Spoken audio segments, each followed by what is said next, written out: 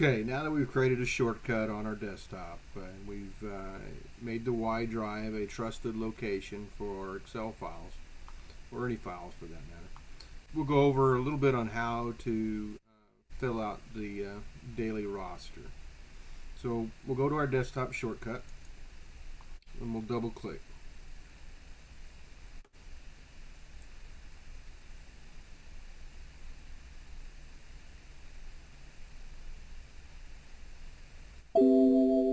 Okay, now this little pop-up happens every time.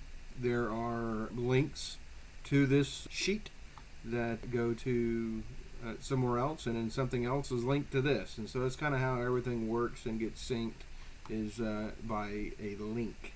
So it says this workbook contains links to one or more external sources that could be unsafe. Now, although we've made it trusted, it's to ask you every time, so go ahead and click update. And this menu pops up. It's kind of a splash screen menu, and the picture behind here, it'll be different every day. It's a different historical photo of CCFD, in case you were wondering. Now, you have a choice of A, B, and C shift, so pick the one that pertains to you. We're going to go ahead and click on B shift. Alright, so the first thing we need to do is, and if you click the wrong shift, well, you can come up here to change shift, and it'll bring you to the menu screen again, and you can just click on whatever shift it is that you need to get to.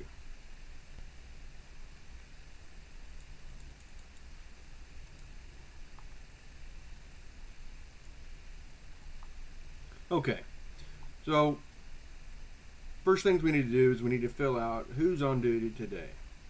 Okay, and it's pretty simple. We started off, this thing works on employee ID numbers, so if you know your employee ID numbers, you can go ahead and type it in. If you don't know the employee ID number of the person you're looking at, you need to look for or enter in, click on complete roster down here. It's in alphabetical order.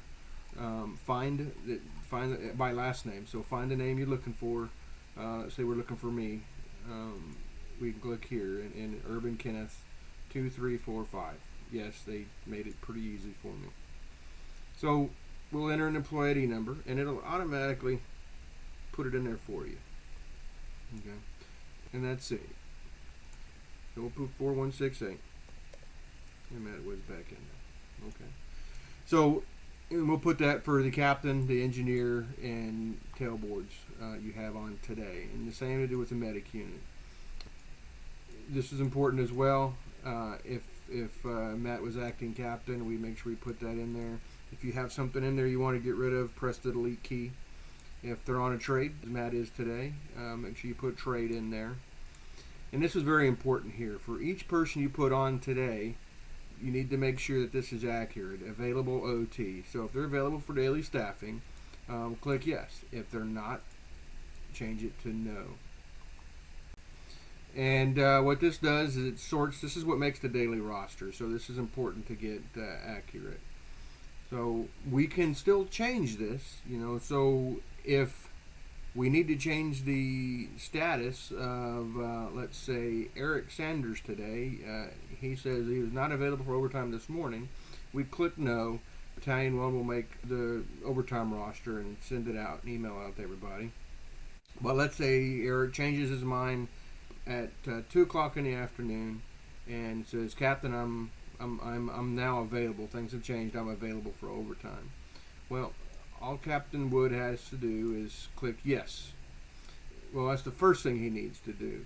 The second thing he needs to do is he needs to notify Battalion 1 that a change has been made. And this is according to our contract. Our contract's very specific that if a change in your status occurs during the shift prior to 10 o'clock, you must notify Battalion 1.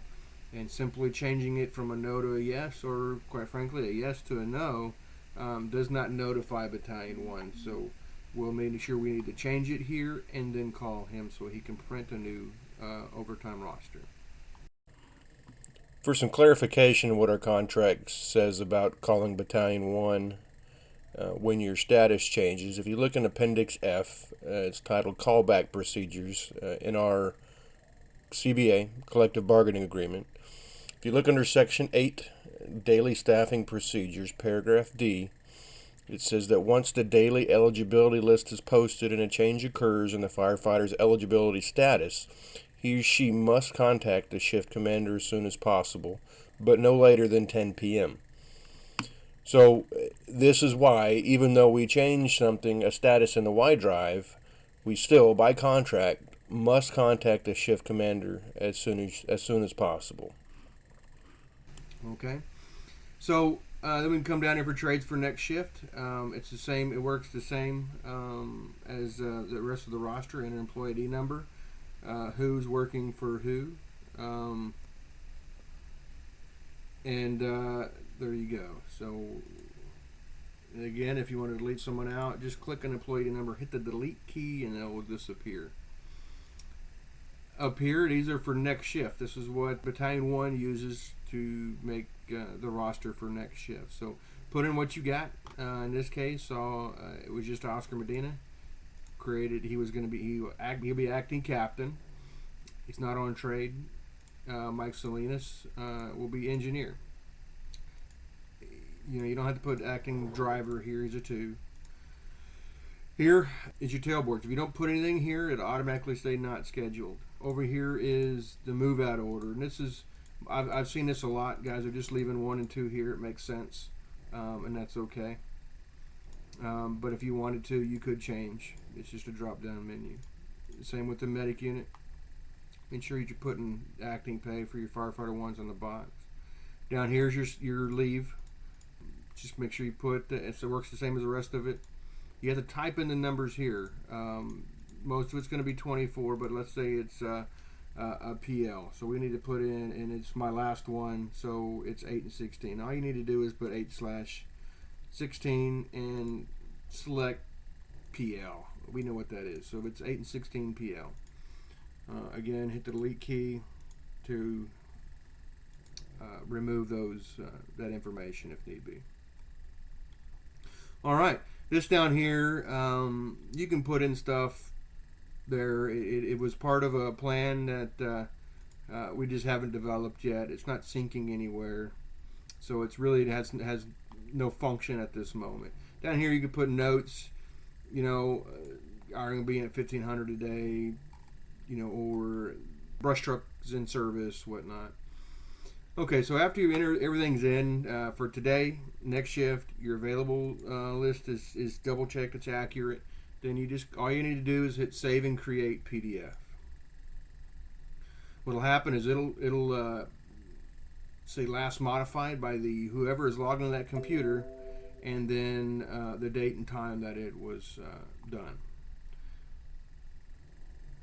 Then there'll be a pop-up that'll tell you that it was a record was created successfully, and it is at this location. So it'll be, in this case, it's Fire KE Record Station 10 B Shift, and then it automatically names it for you according to date. Station 10, November 10th, 2015.